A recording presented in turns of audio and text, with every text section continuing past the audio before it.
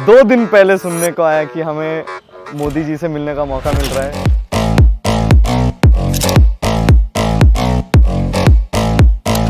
Too fast, too much has happened.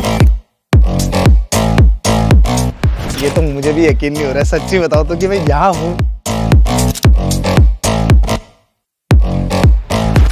वो excitement अंदर रखना है ना, वो बहुत मुश्किल था मेरे लिए। तो पहले तो हमको देख के ऐसा लगा कि हमारे जो ड्रीम्स थे वो रियलिटी में बदल गए। आई थिंक ये वंस इन अ लाइफ वाला एक चीज़ हो गया जो मैं आई थिंक कभी नहीं भूल पाऊंगी। He is a global leader. Getting to meet him is insane.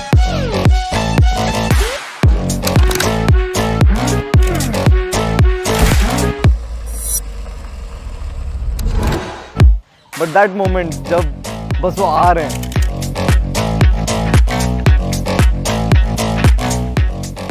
That was like heart beat stop हो जाने वाला मोमेंट था वो।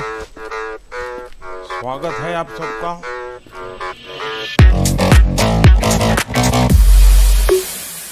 Once he came and sat in front of us, I'm sure सब लोग वंडर कर रहे थे, wait, is the same person जो हम टीवी पे देखते हैं। जब सामने बैठे थे तभी भी धक धक हो रहा था बहुत।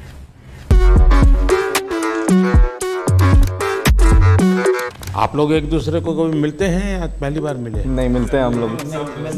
मिलते रहते हैं। मतलब आप लोगों का पुराना कारोबार है।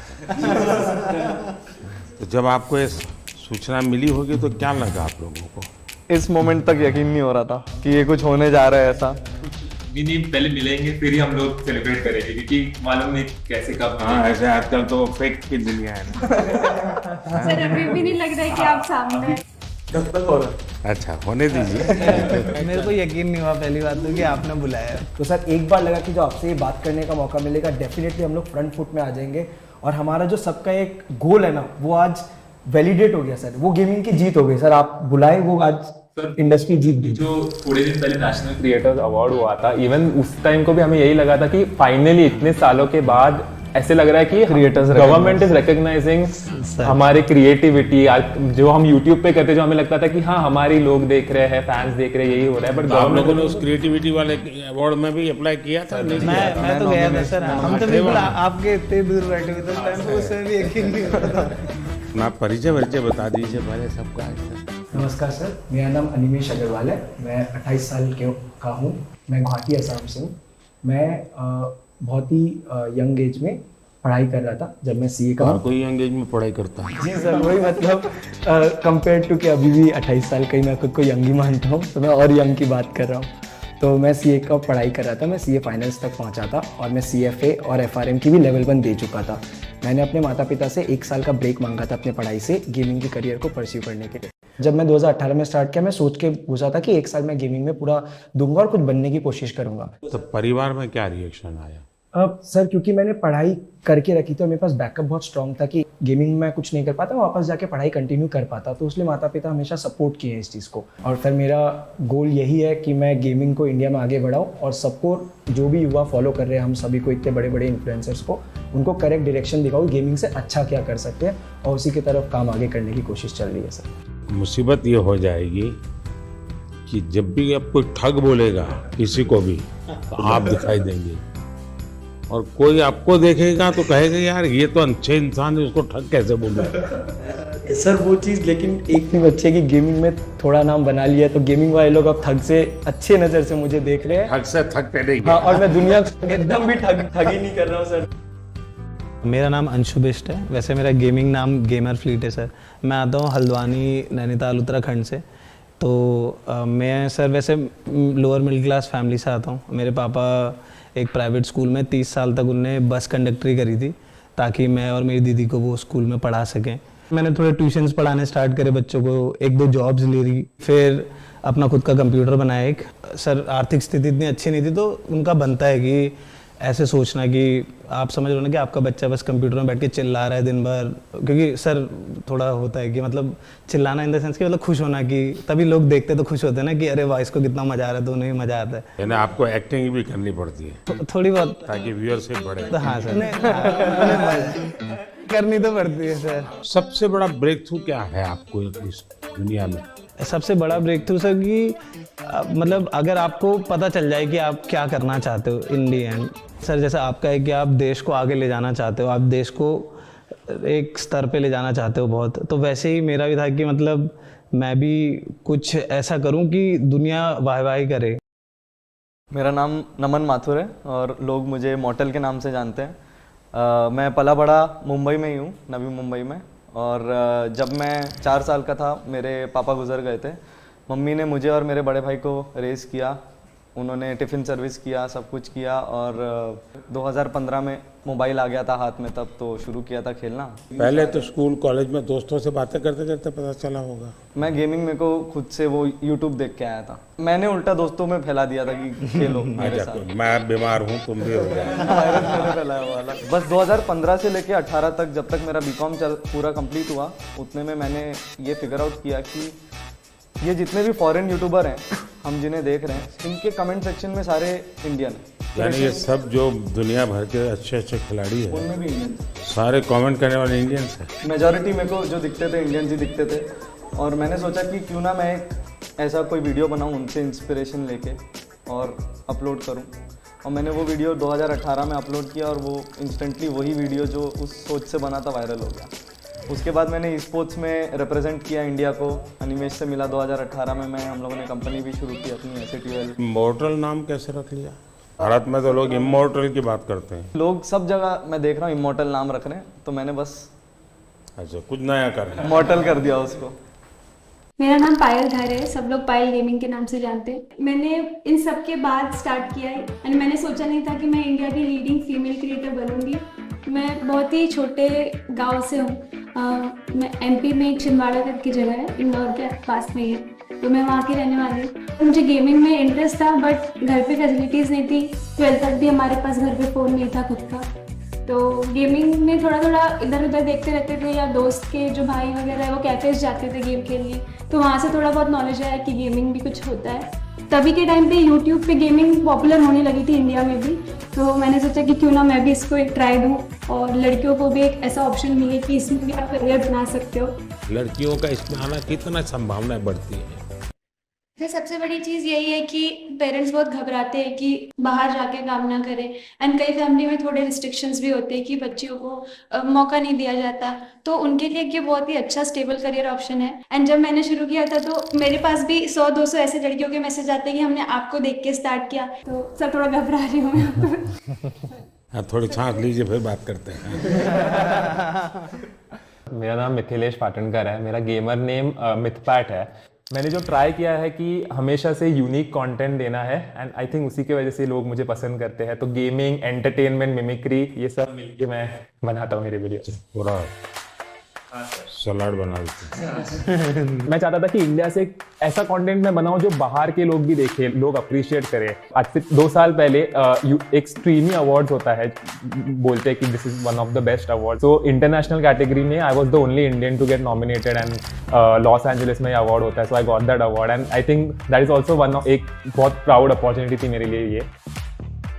नमस्कार सर, मेरा नाम तीर्थ मेहता है, मैं भुज कच्छ गुजरात से हूँ और मैं 2014 से हार्टस्टोन नाम की एक गेम है उसमें compete कर रहा हूँ। तो भुज में ये बीमारी कहाँ से आई? सर ये तो ऐसा है ना कि हर कोने कोने में फैली हुई है अभी तो। लोग आपको कच्छ में जानते हैं कि ऐसे कुछ कर रहे हैं आप? हाँ, अभी तो मतलब बहुत सारे लोग लेकर के जाना पड़ता है। नहीं अभी तो क्या आप मुझे देखिए, मेरे पास तो ये है। हाँ, मतलब इनिशियली तो किसी को पता नहीं था, बट जब से ये मेडल हासिल हुआ है तब से काफ़ी मतलब कहे तो सब पहचानने लगे हैं। हेलो सर, मेरा नाम है गणेश और लोग मेरे को SK रोसिया से जानते हैं और मैं बेंगलुरु से हूँ और मैं एक प्रोफेशनल ई-स्पोर्ट्स एथलीट हूँ। जो मैं जब से कॉलेज में मैं गया, दोस्त लोग ने मेरे को गेम को इंट्रोड्यूस किया और जब मैं खेला, अचानक से उधर जो भी लोग खेलते हैं उन सबसे अच्छा खेलने लगा।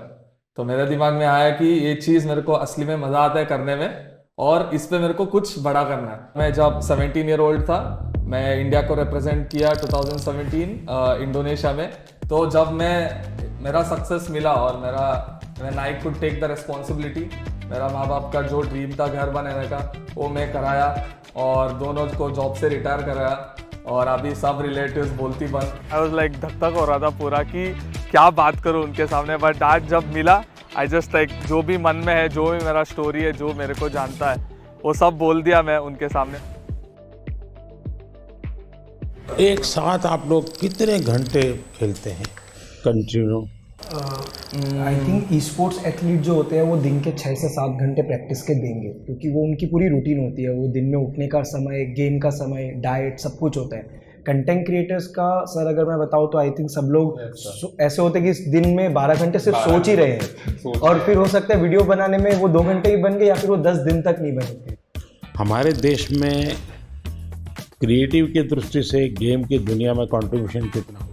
पिछले 2 साल में जो कंटेंट बन रहा है इंडिया में यूट्यूब पे, वो बहुत नेक्स्ट लेवल बन रहा है। लाइक सब ऑफकोर्स लोगों के पास फोन्स आ गए हैं, सबके पास अभी इंटरनेट एक्सेस आ गया है, तो हम लोग ऐसा नया नया कंटेंट देख रहे हैं इंडिया में जो आई थिंक वर्ल्ड में किसी ने बनाया नहीं है। मैं शॉक हो जाता हूँ कि इंडिया में इतना सस्ता है, इतना मतलब अच्छा है। इवन फॉर एग्जाम्पल अगर गेमिंग बाजू में रखे तो एग्जाम्पल यूपीआई भी इट्स ऑल्सो सिस्टम जो बाहर इतना अच्छा नहीं, मतलब कोई सिस्टम नहीं है जो इंडिया में। It's a blessing. गेमिंग की दुनिया में आज करोड़ों बच्चे हैं, उनको ये मालूम है कि हमारे यहाँ इंटरनेट इतना सस्ता है, उसी के कारण उनके लिए अपॉर्चुनिटी बनी है। पता है? बिल्कुल सर, मैं तो खुद ही मानता हूँ सर कि पूछोगे ना वो सबसे पहले बोलेगा फ्री इंटरनेट। यहाँ पे जो भी बैठा है हम सब, हमारी शुरुआत ही ऐसी हुई है सर। जिस तरह से free internet, cheapest internet I think India के टॉप 5 चीपेस्ट कंट्रीज में आते हैं। तो सर आज के दिन भारत में 15,000 गेम डेवलपर्स कहे जाते हैं एंड 1400-1500 से ज़्यादा गेम स्टूडियोज भी है। सर वैसे तो भारत में अगर आप देखो जो गेमिंग है 5 से 6 साल पहले ही बूम होनी शुरू हुई। 2019 में आई थिंक मैं बोलता हूँ कि गेमिंग काफ़ी स्पीड पकड़ी, रफ्तार पकड़ा, और 2000 सब कुछ मेरे आने के बाद जी जी। एक ऐसी घटना बताइए किसी के साथ आपको गेमिंग के दरमियान कुछ हो रहा, आपने कहा और एक स्पार्क कर गया, ऐसा कुछ याद आता है? मेरे तो लाइव चैट में आया था, एक लड़का बोला था कि मेरा ब्रेकअप हो गया, तो मैंने बोला था कोई बात नहीं, तेरा भाई तेरे साथ है। देखिए मान लीजिए कि मैं एक बिल्कुल स्टूडेंट हूँ और मुझे कुछ मालूम नहीं है ये गेमिंग की दुनिया क्या है। परसेप्शन का ही मुझे पता है जो ये बच्चे टाइम खराब करते हैं, पता नहीं दिन भर उसी में बैठा रहता है। मुझे याद है मैं परीक्षा पे चर्चा कर रहा था, तो मैंने ऐसे कहा कि ये कुछ बच्चे ने मुझे उलट पुलट पूछा, मैंने कहा तो ये पबजी वाला लगता है, ये पबजी वाला है क्या? वो तो मोमेंट था जब आपने ये पबजी वाला है बोला था, तो मैं उस समय पबजी में रिप्रेजेंट कर रहा था इंडिया को, और मेरे रिलेटिव्स तब मेरे को ऐसे मम्मी को कॉल करके बोल रहे थे कि ये नमन को बोला था क्या? तब मैं इतने उस रिप्रेजेंट कर रहा था तो वो सबको पता था, तो कहीं आपने मुझे तो नहीं बोला, ये डाउट आ गया सबको। ये एक ऐसा क्षेत्र है जो अननोन है। ऐसी स्थिति में क्या आप लोगों को क्या अनुभव आता है जब बच्चों से बात करते हो, उनके परिवार से बात करते हो? कोई तो माँ बाप ये थे कि तुम बंद करो, मेरे बच्चे को बिगाड़ रहे हो। ये तो सर अगर पेरेंट्स मिलते हैं हमें, पेरेंट्स यही बोलते हैं कि हमारे बच्चों को बोलो कि पढ़ाई करे, सिर्फ आपके वीडियोस देखते रहते हैं। तो मैं अच्छा फिर वो काम भी आप ही को कहते हैं? बहुत बार न्यूज में देखा है कि पेरेंट्स का क्रेडिट कार्ड यूज करके बच्चों ने गेम्स में इन गेम पैसे होते हैं वो लिए, एंड वो चीज़ बहुत बड़ी न्यूज हो जाती है। उससे क्या होता है कि फिर हमें भी अफेक्ट हो जाता है उससे। राइट नाउ मेरा एक ही गोल है कि अगर किसी बच्चे को भी ई स्पोर्ट्स एथलीट बनना है या बहुत स्किल लेवल पे, टॉप लेवल पे खेलना है, उनको मैं कैसे गाइड करूँ, उनका पेरेंट्स को मैं कैसे गाइड करूँ, बिकॉज ये अवेयरनेस बहुत कम लोग के पास है। घर में ऐसा लगता है कि जैसे स्पोर्ट्स एक एक्टिविटी जरूरी है या डांसिंग सीखना माँ बाप चाहते हैं कि बच्चे को आना चाहिए, क्योंकि वो भी एक व्यक्तित्व के विकास का एक हिस्सा है, लेकिन ऐसी चीज़ों को प्रतिष्ठा मिलने में सदियों की एक पुरुषार्थ रहा है। अगर देखी जाए हमारा देश स्पोर्ट्स में हमेशा बहुत आगे रहा। आज के दिन भारत का one of the most popular sport cricket है, पर अगर 1983 वाली वर्ल्ड कप नहीं जीती तो मे बी सब लोग उतना क्रिकेट में नहीं जाते, और अगर मे बी देश में एक सचिन तेंदुलकर जैसे बड़े नाम नहीं आते तो सब लोग वो बनना नहीं चाहते। सर गेमिंग 5-6 साल पहले ही शुरू हुआ और आज काफ़ी लोग हैं इंडस्ट्री में, कम्युनिटी में हमारे जैसे गेमर जिन्होंने भारत को रिप्रेजेंट करके नाम कमाया है। तो सर आई थिंक आज कोई गेमिंग के लिए अगर ये पूछे कि ये क्यों करना है, तो मैं उनको यही जवाब देता हूँ कि इसको आप साइड हसल रखिए। जो लोग सोचते हैं अनऑर्थोडॉक्स है, बेकार चीज़ है, टाइम वेस्ट कर रहे हैं लोग अपना, उसको करके आप प्राइम मिनिस्टर, अभी हम लोग प्राइम मिनिस्टर सर के रेजिडेंस में, तो वहाँ तक जाके उनसे बैठ के एक राउंड टेबल में बैठ के उनसे बातें कर सकते हो, तो वो बहुत अनरियल था। और फॉर श्योर लोग अब गेमिंग को एक अलग नज़रिए से देखेंगे कि हाँ ये भी कुछ है, और इसमें भी कुछ करा जा सकता है। एज अ गेमर मैं कहूँगा कि ये मेन इम्पोर्टेंट चीज़ जो पीएम सर ने मेंशन की कि डाउन द लाइन ग्रो करना है एक इंडस्ट्री को, तो उसमें एक पेरेंट्स का इन्वॉल्वमेंट बहुत ज़रूरी है। उनका वही पेरेंटल एडवाइस, पेरेंट्स की सपोर्ट करना, वो एक बहुत इम्पोर्टेंट फैक्टर है। आपकी दृष्टि से मुझे बताने जैसी कोई चीज आपको लगती है, यार आपको कुछ मन में प्रश्न है, तो आप क्या कोई रेगुलेटरी बॉडी हो सकती है? रेगुलेट शब्द ठीक नहीं होगा, वरना सरकार का स्वभाव होता है हर चीज में हाथ डालना।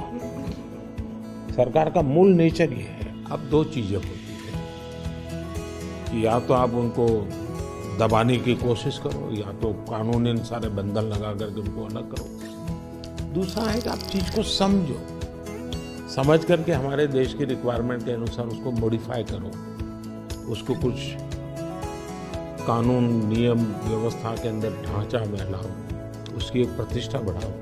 अगर प्रतिष्ठा बढ़ जाती है तो फिर बुरा करने वालों को बहुत देर लगती है। मेरी तो कोशिश है कि देश की स्थिति इतनी आगे ले जाएं हम कि 2047 तक खास करके मध्यम वर्गीय परिवारों की जिंदगी से सरकार बिल्कुल बाहर निकल जाए।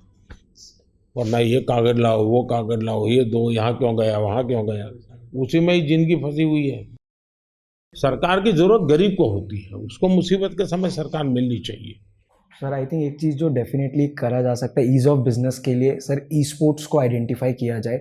ई स्पोर्ट्स को बहुत टेक्निकली जैसे स्पोर्ट्स आइडेंटिफाई हुआ है, एक अलग से आइडेंटिफाई हो जाए कि ये स्किल बेस्ड गेमिंग है, इसमें कोई पैसों का गेम में पैसे लगा के पैसे जीतने वाला खेल नहीं है। सर अगर वो आइडेंटिफाई हो जाती है और सबको पता चल जाता है ये across all government bodies and all bodies जिनके हमें फाइनेंशियल ट्रांजेक्शन भी करना पड़ता है, वो बहुत महत्वपूर्ण होगा। रेगुलेटरी बॉडी ऐसा कि आपने कहा कि बंदिश वाली अभी इंडस्ट्री बनी नहीं है क्योंकि अभी बढ़ रही है, तो खुले में बढ़ने देंगे, पर साथ में अगर पुश मिलेगा तो कुछ साल बाद आई थिंक इंडस्ट्री रेडी रहेगी कि सरकार आके उसमें नहीं, इसको कोई बंदिश की जरूरत नहीं, खुले में ही जाना चाहिए, तभी जाकर के ये फले फूलेगा। अगर बंदिश आएगी तो नहीं होगा। क्या आपको ये फेस करना पड़ता है गेमिंग एंड गैम्बलिंग, इन दोनों की लड़ाई आपके सामने आती होगी, तब आप कैसे हैंडल करते हैं? मतलब वो ऐसा समझते हैं कि हम जो फास्ट टाइम मानते होंगे, वेस्ट टाइम मानते हाँ हाँ, जैसे हम मतलब गेम्स खेलते हैं वो काफ़ी अलग रहती है, बट वो ऐसे समझते हैं अच्छा ये तो हम जैसे लूडो खेलते हैं वैसी कोई गेम हो गई, बट वैसा नहीं है। वो हम कह सकते हैं कि चेस जैसी एक कॉम्प्लेक्स गेम्स हम मोस्टली खेलते हैं, जिसमें बहुत सी मेंटल स्किल्स भी चाहिए रहती है, फिजिकल स्किल्स भी चाहिए रहती है। सर आरएनजी और स्किल बेस्ड गेम को बहुत हाई लेवल पे डिफरेंशिएट करें। सर आज भारत के एथलीट्स जाके ओलंपिक्स में प्रपोज है, एशियन गेम्स, कॉमनवेल्थ गेम्स में प्रपोज है। आप लोग एक काम कीजिए, ये जो क्या समस्या है आपकी, मुझे कभी मेल कर दीजिए मेरी ऑफिस में, एग्जैक्टली क्या प्रॉब्लम फेस करते हैं आप। इधर लाइक पेरेंट्स को जब उनके बच्चे लोग बोलते हैं कि गेमर बनना है, पेरेंट्स लोग को समझ में नहीं आता कि एक्चुअल गेमर क्या होता है, क्या करता है ये गेमिंग, मतलब गेमिंग गैम्बलिंग भी समझ जाते हैं। तो उसके रिगार्डिंग मोदी जी बहुत अच्छा एक्सप्लेनेशन किया कि गेमिंग अलग होता है, गैम्बलिंग भी अलग होता है, और हमने भी बहुत सारी चीज़ें एक्सप्लेन किया। अब इतने सारी मात्रा में बच्चे जुड़ चुके हैं, उनको आप रोक नहीं सकते, तो उनको आप सही रास्ते पर ले जा सकते हो। तो सही रास्ते पर ले जाना है तो आपको लगता है डूज एंड डोंट्स, पढ़ाई करो, ये तो ठीक है, हम कह दिए तो पढ़ाई करो, और क्या क्या बातें आप सोचते हैं कि जिसको उसको केयर करना चाहिए? बच्चे बिल्कुल चाहते हैं कि यही करे, तो हम लोग सर, मैं तो हमेशा अपनी स्ट्रीम पे क्लियर बोलता हूँ, कोई भी आके बोले कि भैया मुझे भी आपके जैसा बनना है, तो मैं तो साफ बोलता हूँ भाई अगर तुम्हें मेरे जैसा बनना है तो जैसे मैं चला वैसे चलो। मैंने कॉलेज किया, कॉलेज के साथ किया, मैंने जॉब करी, मैंने जॉब के साथ किया, जब तक नहीं चला मैंने ऐसा नहीं करा कि सब दुनियादारी छोड़ के मैं बस लगे रहा कि नहीं यही काम करेगा, यही काम करेगा। आज के टाइम पे गेमिंग और ई स्पोर्ट्स मतलब उसमें दो कैटेगरी आती है। जैसे ई स्पोर्ट्स में आप कम्पीट करते हो, और कंटेंट क्रिएशन में ऐसा है कि हम गेम के अराउंड वीडियोस बना रहे हैं, उसमें 4 दोस्त मिलके कुछ फन कर रहे हैं, तो वो लोग देखना पसंद करते हैं लाइव स्ट्रीम में। जो मैं समझ रहा हूँ आपकी बातों से 3 स्टेज है। एक तो है जो गेम खेलने के लिए आने वाला खिलाड़ी, दूसरे वो लोग हैं जरा क्रिएटिव माइंड के हैं, तो उस गेम उसका लाइव स्क्रीनिंग ये वगैरह करके के बाद में एक छोटा सा वीडियो बनाना, इसमें थोड़ा रंग भर देना वो, और तीसरा जो महत्वपूर्ण है कि गेम इटसेल्फ बनाना। कैसी हमारी जो गेम्स हैं जो बनी है अब तक जो आई है उसकी क्या? तो अभी आई थिंक 2020 में आपने स्टेटमेंट दिया था कि मेक इन इंडिया की इंडिया के अराउंड गेम्स बनाने प्रमोट कर रहे हैं आप, तो उसके बाद आई थिंक काफ़ी इम्प्रूवमेंट आया है उसमें, और जो वो पूरी इंडस्ट्री है उसमें भी काफ़ी स्कोप बढ़ा है। हिंदुस्तान की कौन सी थीम है जो लोगों को आकर्षित कर रही है, या आप लोगों को लगता है कि ये क्लिक कर सकती है?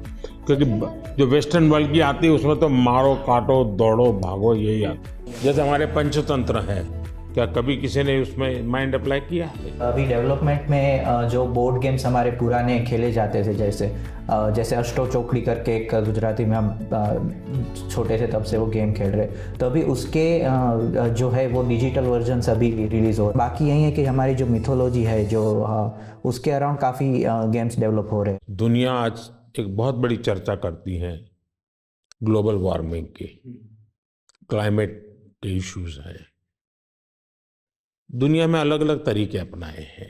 मैंने दुनिया के सामने अलग विषय रखा है। मैंने कहा है मिशन लाइफ, और लाइफ शब्द से मेरा मतलब है लाइफस्टाइल फॉर एनवायरनमेंट। अगर मान लीजिए मैं एक ऐसी गेम बनाऊं जो क्लाइमेट की चैलेंज को कैसे हम मिटिगेट करेंगे, कौन से रास्ते होंगे, किस किस रास्ते से जाएंगे, किस रास्ते से ज़्यादा सफलता मिलेगी, सरलता मिलेगी। जैसे मान लो स्वच्छता के विषय को लेकर के ही गेम बने और हर बच्चा खेले। भारत के जो वैल्यूज़ हैं वो नई पीढ़ी उसको जीना सीखे, उसका महत्व समझे और उसको बैकग्राउंड इन्फॉर्मेशन मिले। जैसे हम सभी को गेमिंग इन्फ्लुएंसर्स कहा जाता है, वैसे ही आप इंडिया के सबसे बड़े इन्फ्लुएंसर हैं, जिसकी बात सब सुन के मानते भी है। जब आपकी ये बात बाहर आएगी तो मुझे लगता है 100% लोग इस वे में सोचेंगे। सर यहाँ पे जो आप कह रहे हो ना, वैसे एक कैटेगरी है, जैसे शूटिंग गेम्स हो गए, वैसे एक कैटेगरी है गेम्स फॉर चेंज करके, जिसमें जैसे आपने जो ग्लोबल प्रॉब्लम्स बताया, या फिर ऐसे छोटे छोटे जैसे अफ्रीका में ऐसी बहुत सी कंट्रीज है जो स्पेसिफिकली वहाँ की पॉवर्टीज़ कम करने के लिए या वहाँ के कोई जो लोकल इश्यूज़ है उसको अवेयरनेस उसके लिए बढ़ाने के लिए ऐसी गेम्स स्पेसिफिकली स्टूडियोज़ बनाते हैं। तो आई थिंक ऐसे गेम्स इंडियन स्टूडियोज़ भी कैचअप कर सकते हैं। मुझे विश्वास है कि डाउन द लाइन 2-3 साल में तो ऐसे गेम्स आएंगे भी और वो आगे जाके पॉपुलर भी होंगे, जो कहेंगे हम कि सिर्फ इंडिया के भी नहीं बट ग्लोबल प्रॉब्लम्स को भी एड्रेस करेंगे। मुझे उनकी एक बात जो बहुत अच्छी लगी एंड शायद मैं भी उस चीज़ को बहुत ज़्यादा कैरी फॉरवर्ड करूँ, अपने ऑडियंस तक भी पहुँचाऊँ, वो ये रहेगा कि आप गेम डेवलपमेंट में घुसो, थोड़े से ऐसे गेम्स डेवलप करो जो हमारे कल्चर या इंडिया कैसे चलता है या हमारा क्लाइमेट या व्हाटएवर ज्योग्राफी, इन सब चीज़ों को देखकर ऐसे गेम्स बनाओ एंड उन चीज़ को हम लोग पुश करने की पूरी कोशिश करेंगे। तो I guess this is something that I would take from him. उन्होंने जो इन्वायरमेंट के लिए चीज़ें बताई कि जो गेम डेवलपर्स हैं उनको इन्वायरमेंट पे फोकस करके इंडिया की ऐसी गेम बनाना चाहिए जिसमें इन्वायरमेंट और हमारे जो क्लीननेस है उसकी तरफ ध्यान देने के लिए, आई थिंक वो मुझे बहुत ही अच्छा लगा। क्या ओपन सोर्स गेम का होता है कि गेम है उसमें 2 चैप्टर किसी और ने जोड़ दिए, 2 स्टेप्स किसी और ने जोड़ दिए, क्योंकि आप जो कहते हैं ना जिसकी उम्र कम होती है, हाँ, उसको जो मॉर्टल है उसको इमॉर्टल बनाना है तो फिर हमें ओपन सोर्स करे और उसमें नई नई चीज़ों को जोड़ने के लिए उसको ओपन करे। तो हो सकता है कि मान लीजिए हमने हनुमान के कैरेक्टर के ऊपर कोई बनाया जी, तो लोगों को भी ओपन सोर्स है, आप हनुमान के नई नई चीज़ें लेके आइए, तो हो सकता है वो। हाँ सर, बहुत सारे देखिए ये हमारी टीवी सीरियल जैसा काम है, हमारे टीवी सीरियल को एंड ही नहीं है। हाँ?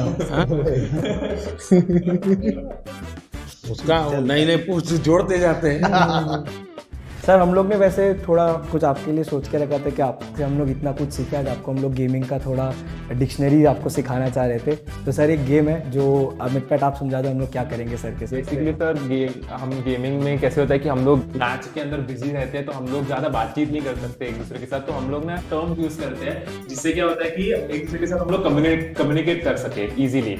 हर एक की अपनी एक टर्मिनोलॉजी बने। आप देखिए सरकार में जाइए तो सरकारी जो अधिकारी होंगे वो शॉर्ट फॉर्म में ही बोलेंगे, भी बोलते हैं भारतीय जनता पार्टी वैसे ही शॉर्ट फॉर्म हो जाता है।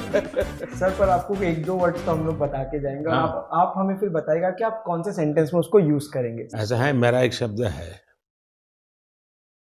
P2G2, तो मेरा वो P2G2 शब्द ये है pro people good governance, P2G2। अच्छा एक और है नूब नूब का मतलब होता है कोई ऐसा जिसको कुछ बहुत मेहनत करने के बाद भाई भी देखिए, मैं चुनाव सभा में अगर बोलूंगा, अरे नहीं आप लोग सोचोगे मैं किसके लिए बोल रहा हूँ।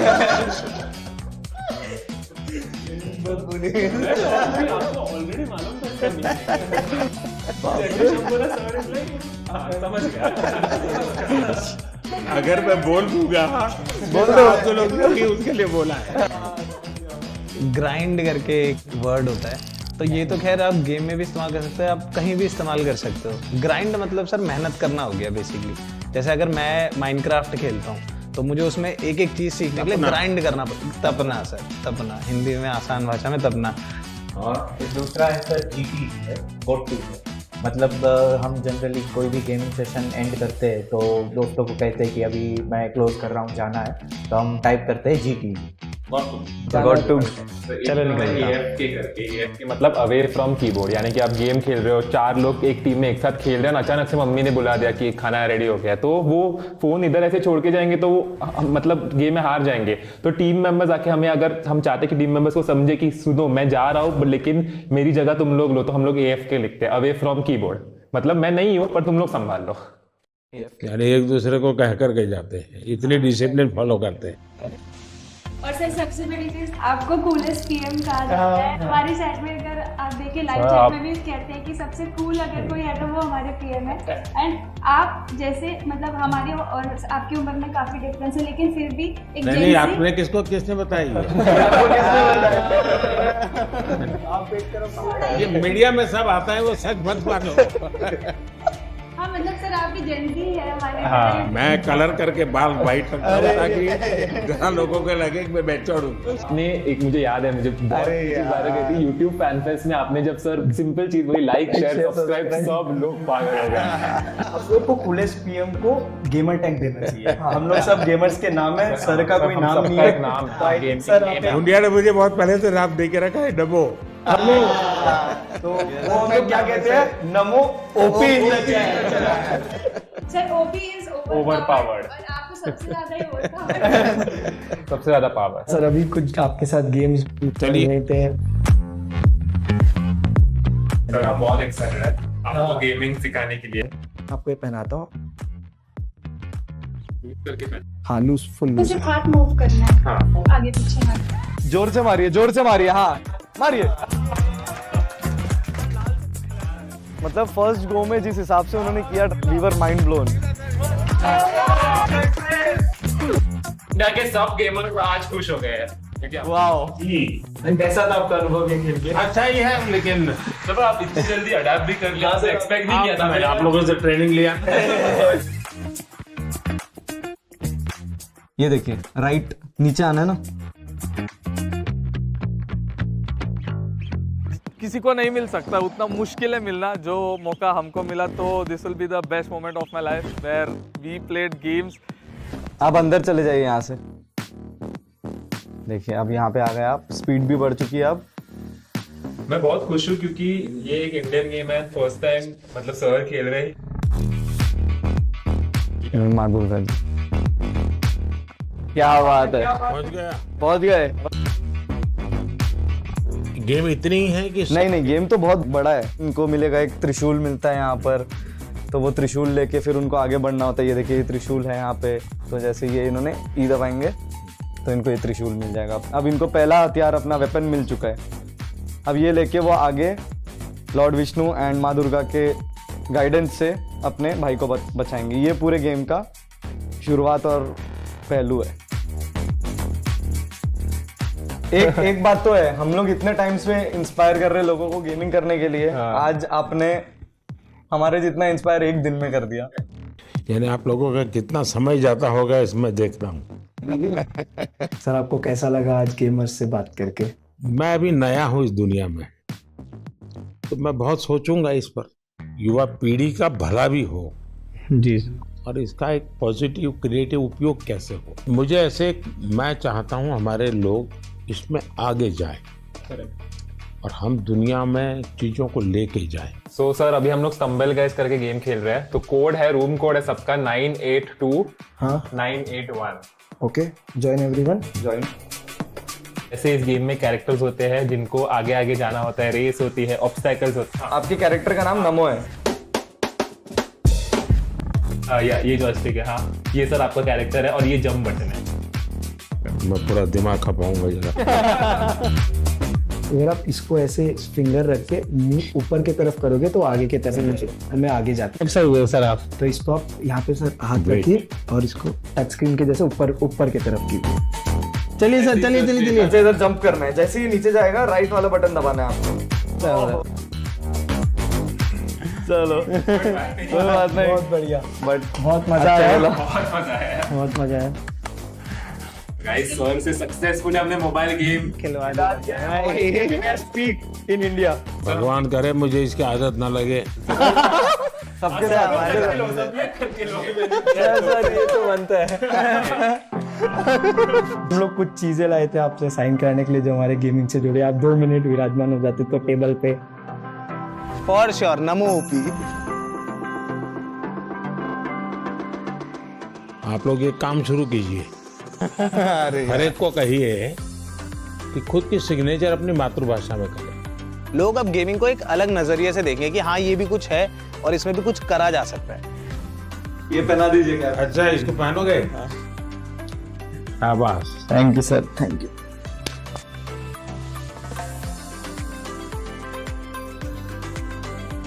सर आपके साथ मुझे कैसे फोटो चाहिए जिसका थम्स अप कर दो जैसे गेम में हम। हाँ चलिए। I think Indian gaming peaked I think today. Who is the biggest influencer in India? It's our Prime Minister. हमने उनसे मिले।